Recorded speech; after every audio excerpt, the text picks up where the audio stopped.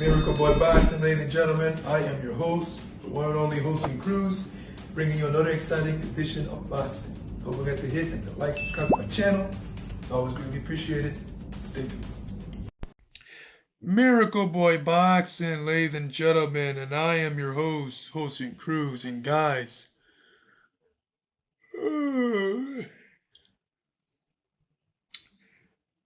did I just yawn there? Yes, I did. Yes, I did, ladies and gentlemen. I mean, in what was billed as one of the biggest, if not the biggest, boxing card of the year, Fatal Fury. You know, first time, it was the first of its kind. You know, in the middle of Times Square, small setting. It was different. You know, the stage had its own uniqueness. It was different. You know, they made history tonight. It was the first card of boxing, first boxing card in the middle of Times Square, outdoors. And the fights that were on the card on paper were hyped to be tremendous fights.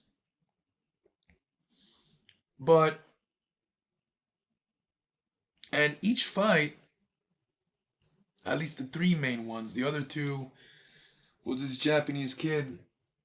And before that, there was a fight between a firefighter and a policeman from New York. Anyways, so the three main fights, Teofimo versus Barbosa for the WBO junior lightweight title, junior welterweight title. The other, Devin Haney versus Jose Ramirez, and then the main event, Ryan Garcia versus Romero. All three of those fights could have main event their own event, their own card. But on paper, they put it, they put it on one card, and when you read that, you read, wow, biggest event of the year in boxing.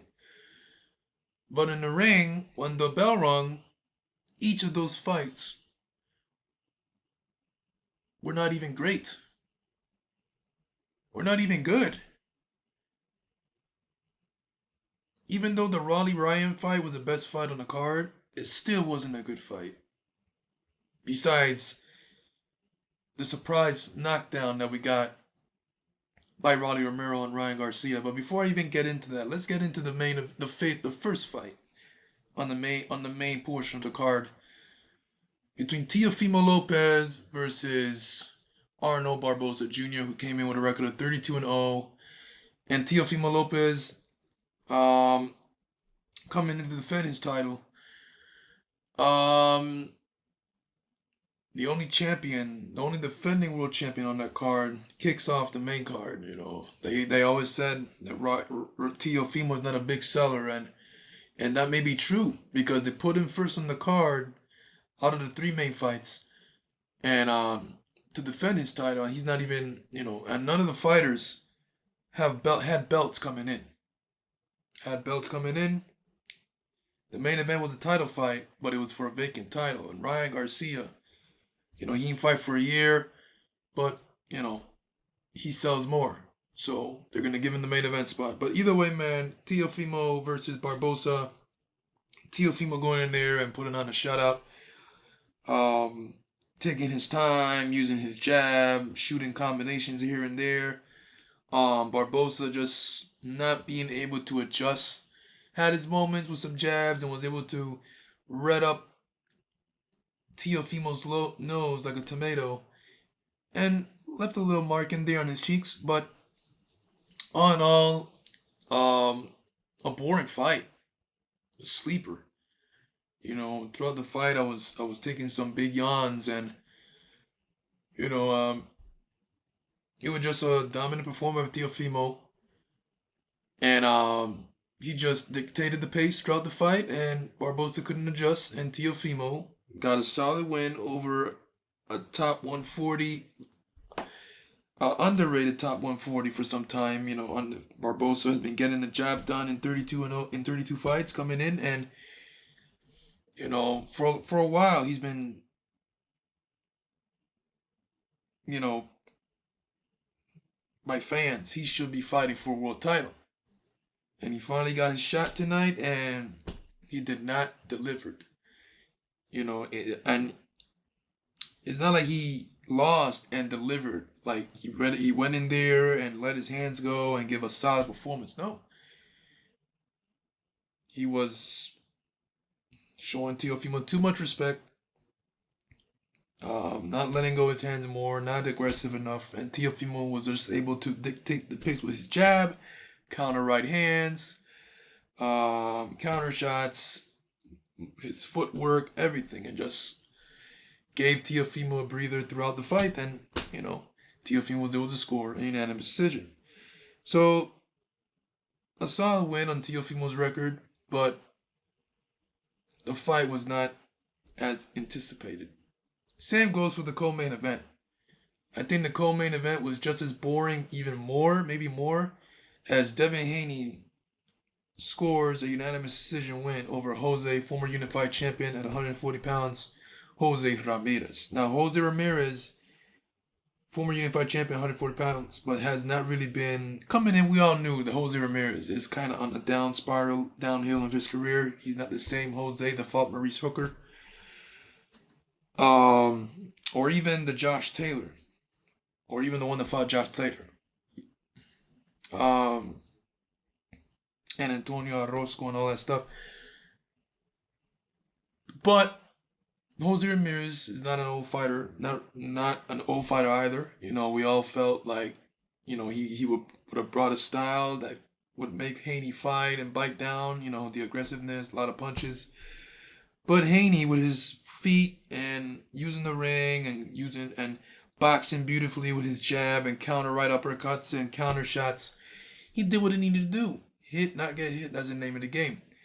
But like Jim Lampley said during commentary, at this level of the sport of boxing, you want to see entertainment. You do not want to see hit and not get hit type of fights at this level. This is big time boxing. You're in New York. It's Turkey Al Sheikh. Big card like this, and first event of its kind, and you turn in performances like that. I mean, it's not like Haney went in there and put on a master class of a shutout. Yes, he boxed well and countered well and used his feet and used the ring, but it was not a sensational world class elite performance. And on top of that, the fight was boring, just like the first fight. So back to back, two main event fights, they were boring. I was falling asleep on both fights. So with that being said, Devin Haney got the unanimous decision win over a former unified champion at 140, Jose Ramirez, but hasn't really done anything as of late significantly since his days at 140 pounds. So Devin Haney moves on. Now, we don't know where Devin Haney's going to go next, because the main event was to determine where Haney is going to go next. Like, automatically, because based on what we know, based on what I heard and what we heard, that Ryan Garcia and Devin Haney already signed the contract for a rematch. All they got to do is win their fights. Haney won his, but Ryan lost his. And that's what I'm going to get to, as Rolly Romero scores the upset, one of the biggest upsets in boxing, and possibly the biggest upset of the year so far. No one saw this coming. I didn't see this coming. I was not even giving Rolly a chance in this fight.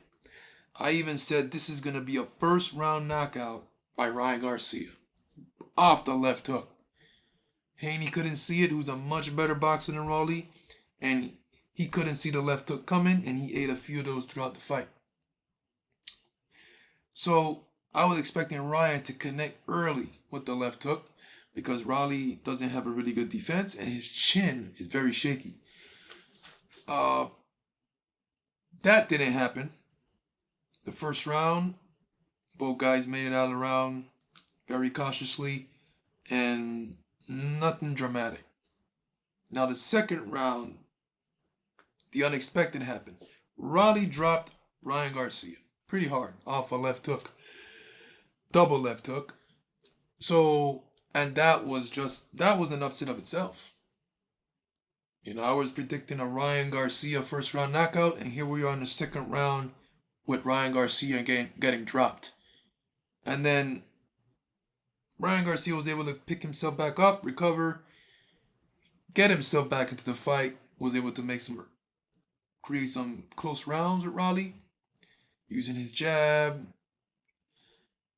but Raleigh being the more aggressive fighter, landing the more thudding blows, good body shots.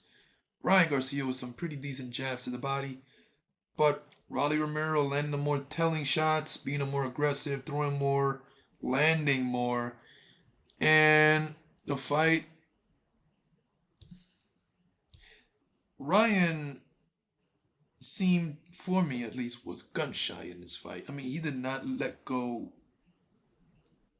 He barely let go any punches besides the jab. The left hook wasn't there. The urgency was not there. Even when he was losing on the cards, and it was like the last two rounds, the urgency was not there. And with the experience of Ryan Garcia that he has, he should have shown that if he really wanted to win this fight, and to get the Haney rematch, he should have shown some urgency and desperation. Like he really wanted to win. No, the last few rounds, the 10, 11, and 12, he just kept his hands up, shoot a jab here and there, and nothing crazy. He didn't show not once. He didn't went out there and swing those hands gun blazing. He didn't show any urgency, no desperation. He didn't do anything. He did not do a whatever it takes type of thing to win a fight. He just let Raleigh did his thing, to take the pace, and he lost. Simple as that. Raleigh Romero scores the biggest win of his career by far, and not only that, scores the biggest upset of the year so far, in my opinion. This whole event was unexpected. All three fights on paper were great, but none lived up to the hype. Now you can say Ryan versus Raleigh was a better fight than the two previous ones, but it still wasn't a great fight. Even Jim Lampley said, we have not seen a great fight yet. And even when Jim Lampley said that, right after he said that, I said to myself, we haven't even seen a good fight yet. Jim Lampley saying great, not even good. The only dramatic part of the fight with Raleigh and Ryan and of the night was when Ryan got dropped. That's it.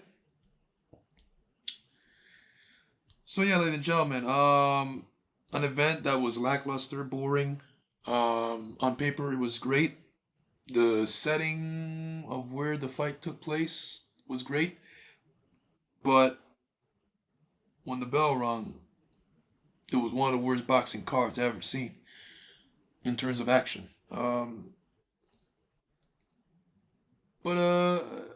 Yeah, the main event was a night of surprise. Main event, Raleigh Romero defeating Ryan Garcia, something that I was not expecting.